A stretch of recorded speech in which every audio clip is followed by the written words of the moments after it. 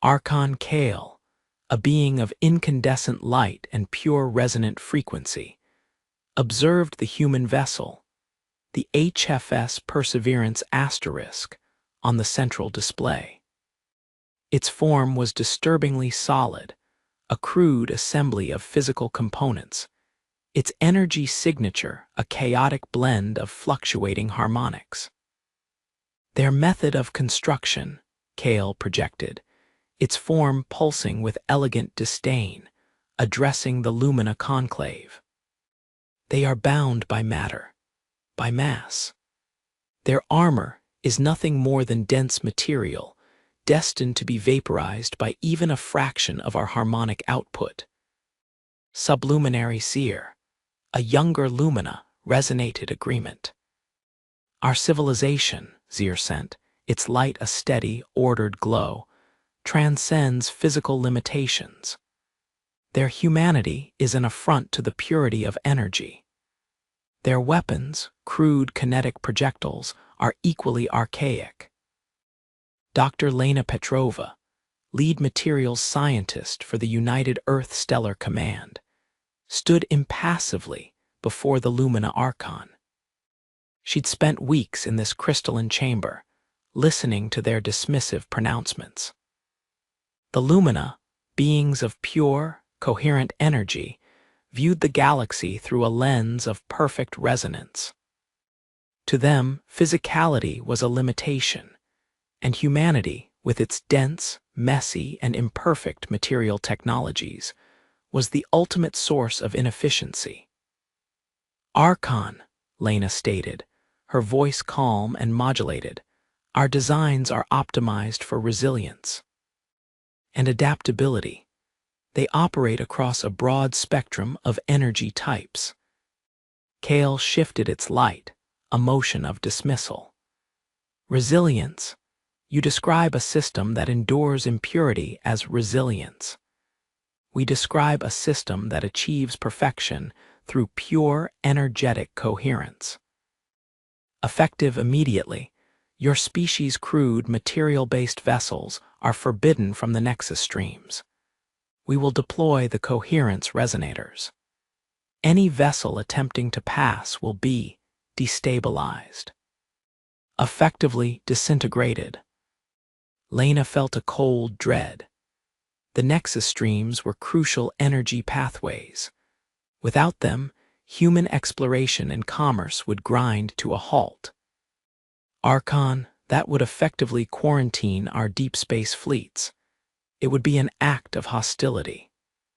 A correction, Doctor, Kale replied, its light hardening. A realignment. Your ships simply cannot comprehend the energetic precision required. You are too dense. Lena simply nodded. Then you will find humanity's density to be a feature, not a bug. Days later, the coherence resonators were active, bathing humanity's sector in an imperceptible, harmonizing energy. On the Lumina observation vessels, initial reports were positive. Human energy signatures, normally a chaotic, spiking waveform, began to flatten. The discordant shimmer of human ships moving through the streams smoothed into a predictable, stable pulse. Success, Kale resonated. Their energetic impurity is being quelled. Coherence metrics are rising. Captain Ben Carter, commander of the HFS Perseverance asterisk, however, looked worried. Dr. Petrova, the resonators are working. Our shields are stabilizing, but our hull plating is showing unusual thermal signatures. It's not breaking, it's absorbing. Don't worry, Captain, Lena said, a faint, almost imperceptible smile touching her lips. They think their perfection is our weakness. They've forgotten that sometimes the most effective tool isn't the one that perfectly aligns. Lieutenant, activate Project Entropy Sync. Full charge. The Lumina resonators pulsed with steady, rhythmic light, enforcing their perfect energetic coherence, across the human sector. Subluminary Zier, on a patrol vessel, observed a human cargo ship attempt to pass. Its engines whined, struggled against the imposed harmony, then sputtered, unable to generate the necessary chaotic thrust. It drifted silently. Predicted, Zier resonated with satisfaction. Their inherent material mass cannot overcome pure resonance. Then the human warship Perseverance appeared on their sensors. It powered up, its energy signature spiking wildly, far outside any acceptable lumina parameters. Zier's patrol vessel transmitted a warning. Cease movement. Your mass is too great. Destabilization imminent. Dr. Petrova's voice, calm and clear, broadcast across all lumina frequencies. Archon Kale, this is Dr. Petrova of the HFS Perseverance. You call us dense. We call it resilient. Your pristine network is about to experience true material integrity. Captain Carter initiated the maneuver. The Perseverance asterisk didn't try to outmaneuver or deflect.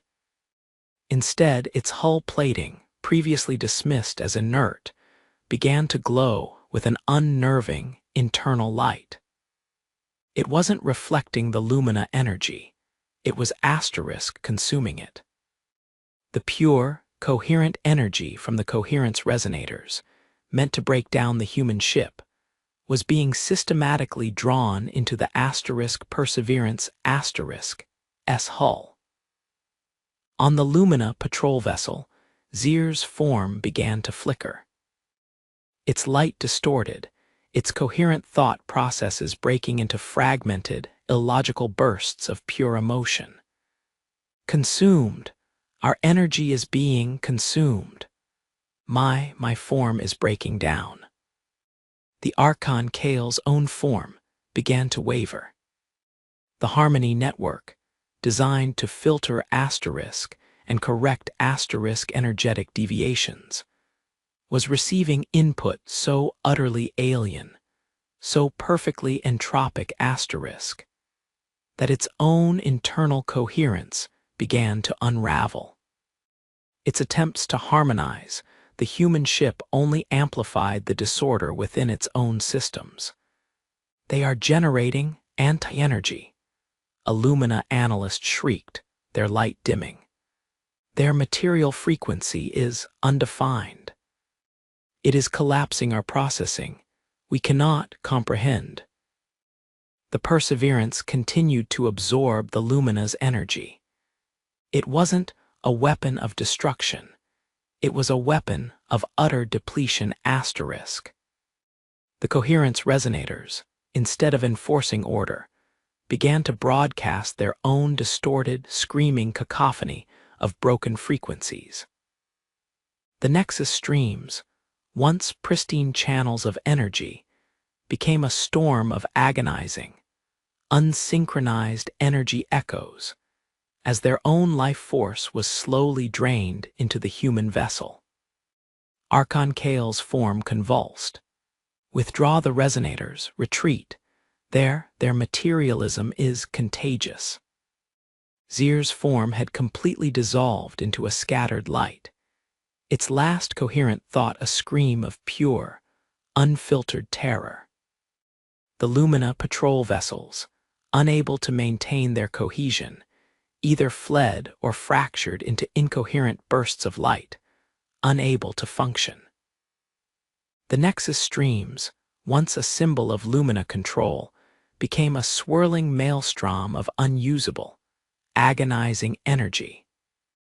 Back on the asterisk Perseverance asterisk, Dr. Petrova deactivated the entropy sink. The storm of light in the Nexus streams slowly began to dissipate. They couldn't handle the truth, Captain, Lena said, a satisfied smirk on her face. Their entire existence is based on energy purity. We just showed them what happens when you feed a perfectly clean system a perfectly receptive, primitive sponge. It breaks. Captain Carter looked at the retreating Lumina fleet, their forms flickering like dying embers. They called us primitive. They called us dense. But they forgot one thing. "What's that, Doctor?" Aaron asked. "Humans," she replied, "are really good at taking a hit. And sometimes, the best defense isn't to deflect, but to simply absorb asterisk until your enemy has nothing left to give." The Lumina Conclave, for all their ethereal elegance and mastery of energy, had just learned a terrifying truth. Humanity didn't need to conform to galactic standards. They redefined them. They took the very concept of physicality and weaponized it, turning their supposed weakness into a devastating, energy-draining force. The cosmos had just experienced true, human-level material resilience, and it was human. Fuck. Yeah.